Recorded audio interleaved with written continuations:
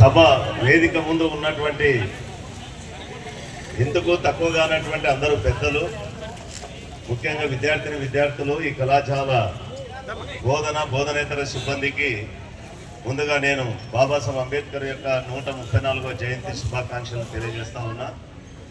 చాలా సంతోషకరమైనటువంటి విషయం. నిజంగా మేమందరం కూడా మామూలు స్కూళ్ళలో చదువుకున్నటువంటి వాళ్ళం, పాఠశాలలో చదువుకున్నటువంటి వాళ్ళం, ప్రభుత్వ పాఠశాలలో చదువుకున్నటువంటి వాళ్ళం, ఎస్సీ హాస్టళ్లలో బీసీ హాస్టల్లో పెరిగినటువంటి వాళ్ళం.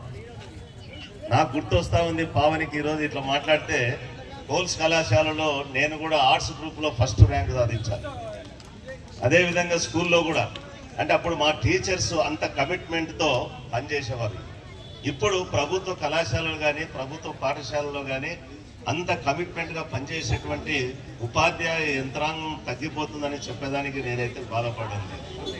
కానీ ఇప్పటికి కూడా ప్రభుత్వ పాఠశాల యొక్క గౌరవాన్ని రాష్ట్ర వ్యాప్తంగా నిలబెట్టారంటే ప్రత్యేకంగా ప్రిన్సిపల్ గారిని, అధ్యాపక సిబ్బందిని నేను వారిని హృదయపూర్వకంగా అభినందిస్తూ ఉన్నాను వేదికపై. రెండవది, చాలామంది మాట్లాడారు భారత రాజ్యాంగం, బాబాసాహెబ్ అంబేద్కర్. ఇక్కడ ఉన్నటువంటి నేను చాలామంది విద్యార్థులు ఉంటారనుకున్నాను కానీ లేకపోయినారు, ఎందుకంటే సెలవు కాబట్టి. కానీ మీరు ఈ కళాశాల ప్రాంగణంలోకి లోపలికి వచ్చినప్పుడు ఎదురుగా కనపడుతున్నది ఎవరు? బాబాసాహెబ్ అంబేద్కర్, భారత రాజ్యాంగ నిర్మాత, ఈ దేశానికి ప్రజాస్వామ్య ప్రదాత, మన హక్కులను మనకు దానం చేసినటువంటి గొప్ప నేత. మరి ఆయనను స్ఫూర్తిగా ప్రతి విద్యార్థి తీసుకోవాల్సిన అవసరం ఉందని చెప్పి నేను ఈ సందర్భంగా మనవి చేస్తా ఉన్నా. ఇంతవరకు చెప్పారు రాజ్యాంగ పీఠిక గురించి చదివి వినిపించారు. మరి రాజ్యాంగ పీఠికలో మరొకసారి మీరు గాన నిజంగా చదివితే, ఇది రాజ్యాంగ పీఠిక అన్నది రాజ్యాంగం యొక్క లక్ష్యాలను, ఈ దేశంలో పాలన ఏ విధంగా కొనసాగాలనో వాటికి ఒక మార్గదర్శకం. ఆ మార్గదర్శకం ప్రకారం ఈరోజు రాజ్యం నడుస్తూ ఉందా, పాలన నడుస్తూ ఉందా? అధ్యాపకులు అయినటువంటి మీరు, అదేవిధంగా ఏదో పౌరశాస్త్రం బోధించేటువంటి వారు, అదేవిధంగా నేర్చుకున్నటువంటి మనం గమనించాల్సిన అవసరం ఉంది. మనకు ఏనుగుల మీద రాజ్యాంగ పీఠికను ఊరేగింపు చేయాల్సిన పని లేదు, సభలు పెట్టి దాన్ని పొడగడాల్సిన పని లేదు. అధికారంలో ఉన్నవాడు రాజ్యాంగాన్ని అమలు చేసినప్పుడే దాని యొక్క ఫలితం అందరికీ దక్కుతుంది. అందుకే బాబాసాహెబ్ అంబేద్కర్ అన్నాడు, భారత రాజ్యాంగం అన్నది యుద్ధములోను శాంతి సమయంలోనూ ఈ దేశాన్ని సమైక్యంగా సమగ్రంగా ఉండగలిగినటువంటి ఒక పటిష్టమైనటువంటి సాధనం.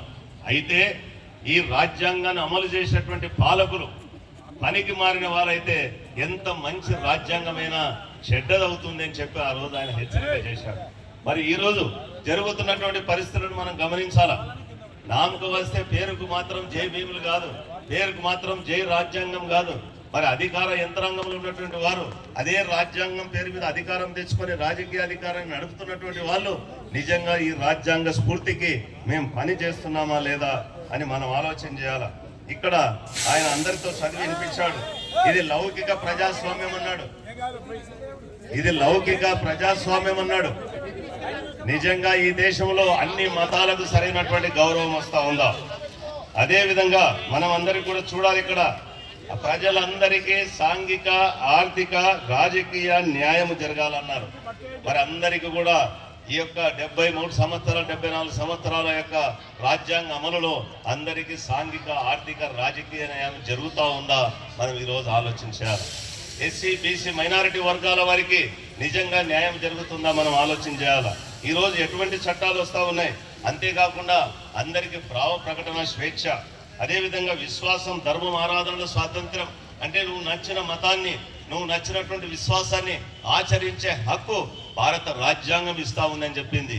మరి ఈరోజు ఆ విధంగా, అంతేకాకుండా ఈ దేశాన్ని పాలిస్తున్నటువంటి ప్రభుత్వం ఏదైనా సరే ఈ యొక్క మతాలకు వ్యతిరేకంగా ఏ మతాన్ని కూడా ప్రోత్సహించకూడదు, ఏ మతానికి వ్యతిరేక ప్రచారం చేయకూడదు, నువ్వు తటస్థంగా ఉండాలని చెప్పి రాజ్యాంగం చెప్తా ఉంది. నిజంగా మరి ఈ దేశంలో అటువంటి పరిస్థితులు ఉన్నాయా?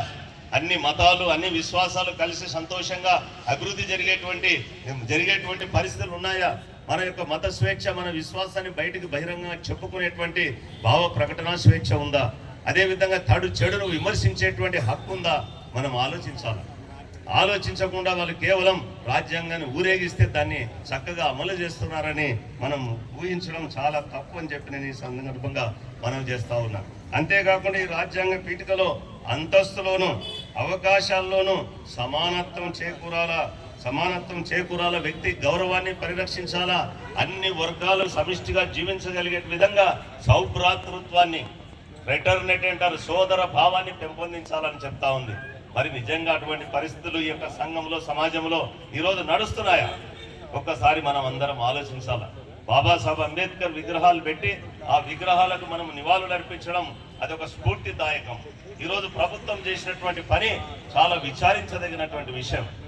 ఈరోజు ఎందుకంటే మేమందరం కూడా మరి సుధాకర్ బాబు గారు కానీ మేము కానీ గత 35 సంవత్సరాల కిందట అందరం కూడా వ్యక్తిగతంగా చేసుకున్నటువంటి వాళ్ళం. అయితే మేమందరం ఉద్యమించి ప్రభుత్వం అధికారికంగా ఈ కార్యక్రమాలను జరపాలని చెప్పి 1989వ సంవత్సరం నుంచి ప్రభుత్వమే జరిపే విధంగా ఏర్పాటు చేశాం.